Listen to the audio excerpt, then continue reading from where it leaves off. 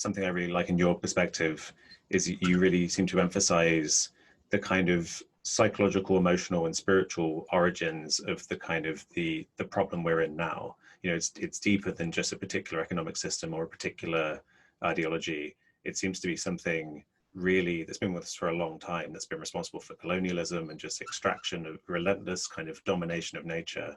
And in one of your talks, you referred to this Native American concept of Wetiko, which I think is this kind of points to the same thing. Maybe can you say a bit about that? Yeah, I mean, I think that people often want to have one magic thing to point at, you know, like, so it's capitalism, and if we could get rid of capitalism, then we'll be fine. And then other people say capitalism will save us. And then other people would say we don't even have a functioning capitalism, you know, there's so much corruption around.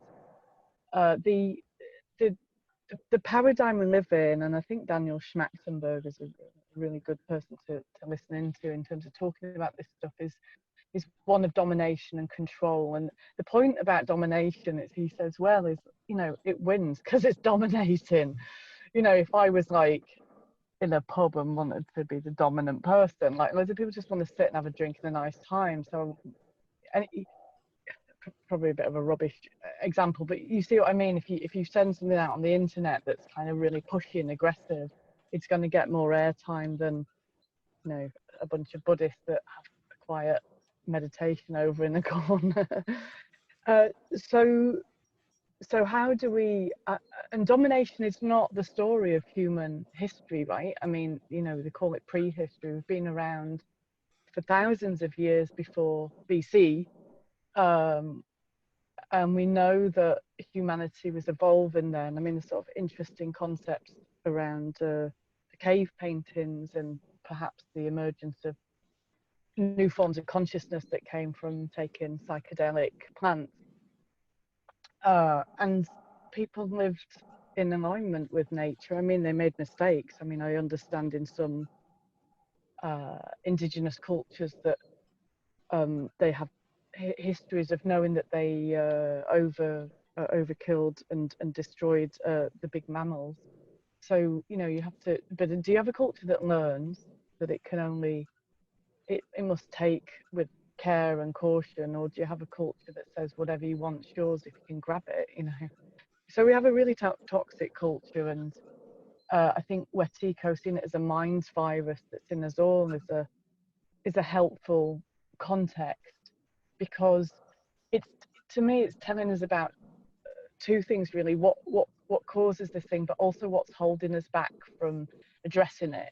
There's such a desire, isn't there, to sort of point the finger and say they're to blame, or to say, like, you know, before we just consume differently. And I think we have to look at a systemic level. What, you know, what's the system doing? It's allowing domination to dominate, and it's taken us in a frightening direction towards authoritarianism.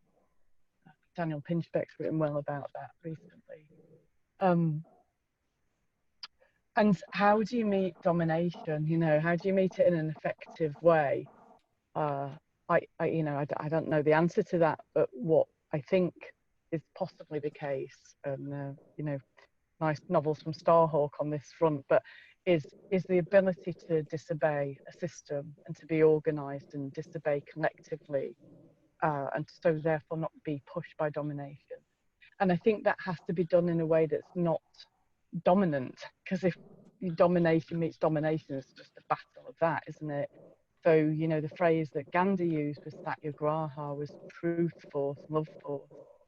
And then the other interesting part of that, which one hopes is emergent, is decentralization, which is a key part of the shift in consciousness that people talk about with teal consciousness. If sorry for all these references, folks, maybe you'd have time to look some of them up and put them in the bottom, but the, you know, the spiral dynamics system looks at this kind of consciousness that's emerging. It includes and what's gone before and what's already here. You know, there's just different layers. Anyway, we don't get into that. But a key bit of teal is well, one bit is vulnerability, the other one is being purpose-led, and then the third bit is to be able to organize in a decentralized way. And a different way of saying that would be, it's like being an ecology.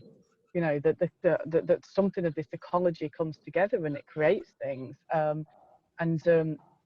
Anyway, it's a big thing to talk about. I'm fascinated by the extent to which Extinction Rebellion, where we try and organise in that way, succeeds in all the places it's just like being a toddler learning how to, you know, walk or read or something.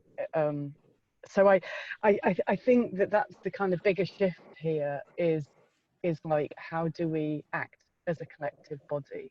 Because I think the thing that inspires me and does make me feel hopeful, I just think the vast majority of people on the whole are decent, put us in a situation where the conditions are good. We want good things, you know. We don't want to screw people over and so on, you know. We just want a decent life, don't we? Yeah. Are these answers too long? I'm rattling on a bit. That's perfect. Yeah. Yeah, I think I've heard you say in a few places that raising this point that it's not really, we shouldn't be thinking in terms of the problem being the other, like, you know, saying, oh, that kind of person's the problem, right? And I think that view, it really resonates, the idea that it's all of us as collective humanity, you know. And going back to this kind of idea of Retico, maybe to unpack it a bit more, is, you know, it's like there's a certain psychological, emotional, spiritual dynamic going on where as a culture we're kind of collectively traumatized and pushed in the direction of kind of narcissism, right? I've heard you speak about this as well, of like self-concern, and life becomes about satisfying your own needs in the present moment, and kind of completely ignoring kind of ancestors in the past and people to come in the future. And I think I like that you managed to keep hold of that very, very zoomed out, big picture view of the deep origins of the issues, whilst also thinking, well, today, what do we do to kind of urgently affect change, right? And I think you have a kind of holistic model of how to affect change, right?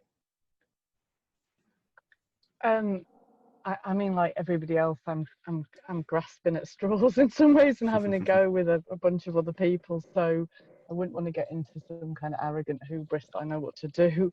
But and it just, in some ways, it's like, it's the most, you know, my background's in science and I have a naturally sort of problem solving brain that you give it an issue and it's like trying to figure out what's supposed to be done here. And I think it's to meet this crisis with curiosity and fresh thinking is like a joyful thing to do on the whole. So, you know, when you're talking about individuals, I mean, we've just done an action which was fucking epic, to be honest, like in the UK, where the printing presses of Rupert Murdoch papers and beyond, the other right-wing papers, were blocked for a full night, and it delayed the papers getting on the high streets. And boy, we've poked the beast in the eye, because they're foaming at the mouth, the establishment, right? They're so cross. And, you know, there are individuals that wield enormous amounts of power, and people talk about sociopaths, don't they? And to what extent does this culture create them, and to what extent do we enable them? And actually, you know, my understanding is that some versions of neurodiversity have their uses in the moment. Like I think I've probably got ADHD that's trauma related, and we're quite impulsive apparently.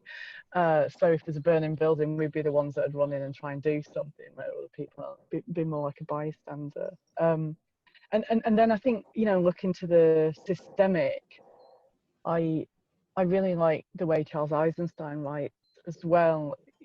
You know, like, which one of us wouldn't be doing what the chief exec of some, you know, polluting, nasty corporations doing if we hadn't gone on that person's path? And especially in the UK, with the way the class system runs and what we do to our sort of upper class people, and they get removed from their families at a young age and go into a boarding school where there's bullying, and that's absolutely baked into the culture.